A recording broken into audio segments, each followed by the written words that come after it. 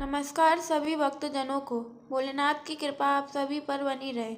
आज इस वीडियो में सोमवार व्रत कथा सुनाने जा रहे हैं। कोई भी व्रत हो, कथा सुनने के बिना पूर्ण फल नहीं देता और भगवान शिव शीघ्र अपने भक्तों पर प्रसन्न होकर मनोवांछित फल प्रदान कर देते हैं।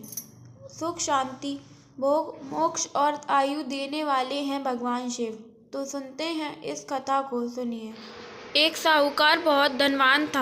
उसको धन आदि किसी बात की कोई कमी नहीं थी, परंतु पुत्र न होने के कारण वह अत्यंत दुखी था। वह इसी चिंता में रात दिन रहता था और इसीलिए वह पुत्र की कामना के लिए प्रति सोमवार को शिवजी का व्रत और पूजन किया करता था। संध्या काल को शिवजी के मंदिर में जाकर दीपक जलाया करता था।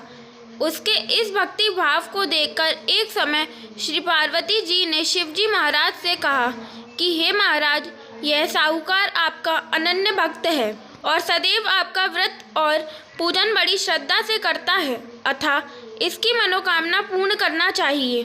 शिवजी ने कहा कि पार्वती जी, यह संसार कर्म क्षेत्र है। जैसा किसान खेत में बीज बोता है वैसा ही फल काटता है, उसी तरह संसार में जो जैसा कर्म करते हैं वैसा ही फल भोगते हैं। पार्वती जी ने अत्यंत आग्रह से कहा कि महाराज, जब यह आपका ऐसा भक्त है और यदि इसको किसी प्रकार का दुख है तो उसको अवश्य दूर करना चाहिए, क्योंकि आप तो सदैव अपने भक्तों पर दया करते हैं, उनके दुखों को दूर करते हैं। यदि आप ऐसा नहीं करोगे तो मनुष्य क्यों आपकी सेवा व्रत पूजन करेंगे। पार्वती जी का ऐसा आग्रह देख शिवजी महाराज प्रसन्न से होकर कहने लगे, हे पार्वती, इसके कोई पुत्र नहीं है। इसी पुत्र चिंता से यह बहुत दुखी रहता है। उसके भाग्य में पुत्र न होने पर भी मैं इसको पुत्र की प्राप्ति का वर देता हूँ, परंतु वह पुत्र केवल 12 वर्ष तक ही जीवित रहेगा। इसके पश्चात वह मृत्यु को प्राप्त होगा। इससे अधिक मैं इसके लिए कुछ नहीं कर सकता। यह सब बात साहूकार सुन रहा था। इससे उसको ना कुछ प्रसन्नता हुई और ना कुछ दुख हुआ। वह पूर्ववत जैसे ही शिवजी महाराज का सोमवार का व्रत और पूजन करता रहा। कुछ समय व्यतीत हो जाने पर साहूकार की स्त्री गर्भवती हुई और 10वें महीने उसके गर्भ में अति सुंदर पुत्र की प्राप्ति हुई। साहूकार के घर में बहुत खुशी मनाई गई, परंतु साहूकार ने उसको केवल 12 वर्ष की आयु जानकर अधिक प्रसन्नता प्रकट नहीं की और ना ही किसी को भेद बताया। जब वह 9 वर्ष का हो गया तो उस बालक की माता ने उसके पिता से उसके विवाह आदि के लिए कहा, परंतु वह साहूकार कहने लगा, मैं अभी इसका विवाह नहीं करूंगा और काशी में पढ़ने के लिए भेजूंगा। फिर उस साहूकार ने अपने साले अर्थात बालक के मामा को बुलाया, उसकी बहुत सा धन देकर कहा, तुम इस बालक को काशी में पढ़ाने के लिए ले जाओ और रास्ते में जिस जगह भी जाओ वहाँ यज्ञ करते, दान देते तथा ब्राह्मणों को भोजन कराते जाओ। इस प्रकार वह दोनों मामा भांजे सब जगह यज्ञ करते और ब्राह्मणों को भोजन कराते जा रहे थे। रास्ते में उनको एक शहर दिखाई पड़ा।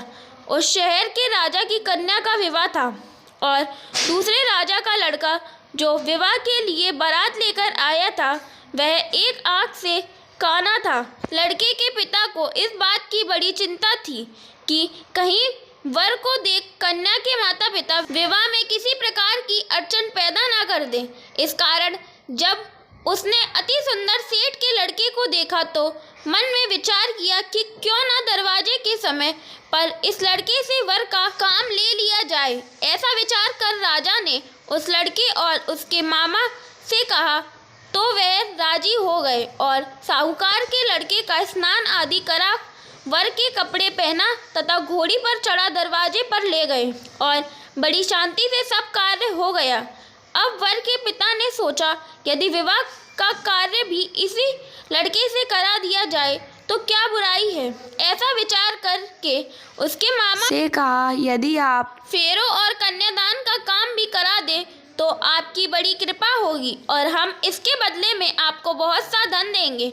उन्होंने स्वीकार कर लिया और विवाह कार्य बहुत अच्छी तरह से हो गया। परंतु जिस समय लड़का जाने लगा तो उसने राजकुमारी की चुन्नी के पल्ले पर लिख दिया कि तेरा विवाह तो मेरे साथ हुआ है, परंतु जिस राजकुमार के साथ तुमको भेजेंगे वह एक आंख से काना है और मैं तो काशी जी पढ़ने जा रहा हूँ। उस राजकुमारी ने जब अपनी चुंदड़ी पर ऐसा लिखा हुआ पाया तो उसने राजकुमार के साथ जाने से इनकार कर दिया और कहा कि यह मेरा पति नहीं है, मेरा विवाह इसके साथ नहीं हुआ, वह तो काशी जी पढ़ने गया है। कुमारी के माता पिता ने अपनी कन्या को विदा नहीं किया और बारात वापस चली गई। उधर सेठ का लड़का और उसका मामा काशी जी पहुंच गए।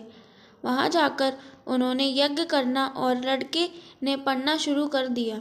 जब लड़के की आयु 12 वर्ष की हुई तब एक दिन उन्होंने यज्ञ रचा रखा था कि उस लड़के ने अपने मामा से कहा, मामा जी आज मेरी तबीयत कुछ ठीक नहीं है। मामा ने कहा कि अंदर जाकर सो जाओ। लड़का अंदर जाकर सो गया और थोड़ी देर में उसके प्राण निकल गए। जब उसके मामा ने आकर देखा कि वह तो मुर्दा पड़ा है तो उसको बड़ा दुख हुआ और उसने सोचा कि मैं अभी रोना पीटना मचा दूंगा तो यज्ञ का कार्य अधूरा रह जाएगा।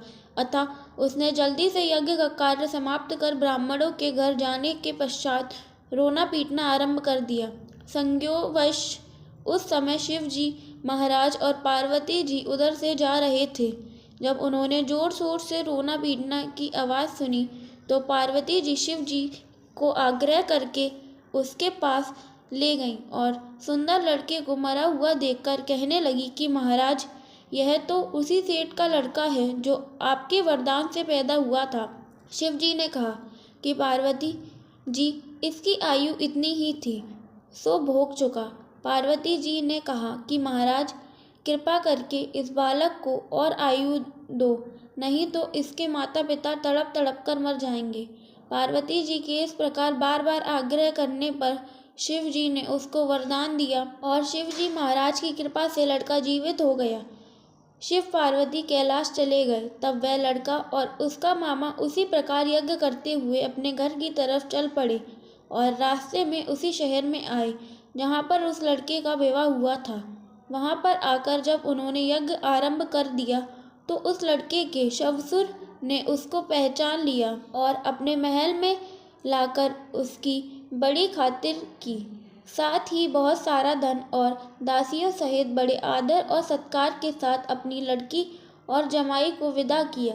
जब वह अपने शहर के निकट आए तो उसके मामा ने कहा कि पहले मैं तुम्हारे घर जाकर खबर कर आता हूँ। उस समय उसके माता पिता अपने घर की छत पर बैठे हुए थे और उन्होंने यह प्रण कर रखा था कि यदि हमारा पुत्र सकुशल घर आया तो राजी खुशी नीचे आ जाएंगे, नहीं तो छत से ही मरकर अपने प्राण दे देंगे। इतने में ही उस लड़के के मामा ने आकर यह सारा समाचार दिया कि आपका पुत्र आ गया है, परंतु उनको विश्वास न आया। तब उसके मामा ने शपथ पूर्वक कहा कि आपका पुत्र अपनी स्त्री तथा बहुत सारा धन लेकर आया है।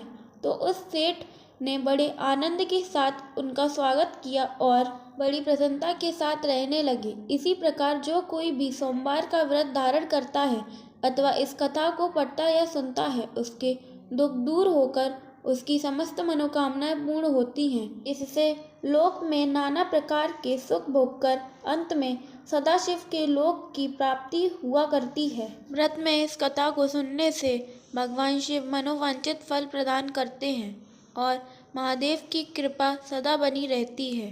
तो बोलिए भगवान शंकर और माता पार्वती की जय। अब सुनते हैं भगवान शिव की आरती।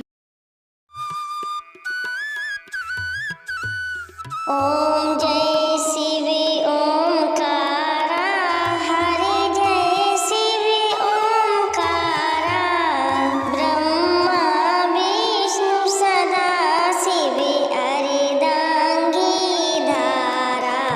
ओम जय शिव ओंकारा, एकानन चतुरानन पंचानन राजे, स्वामी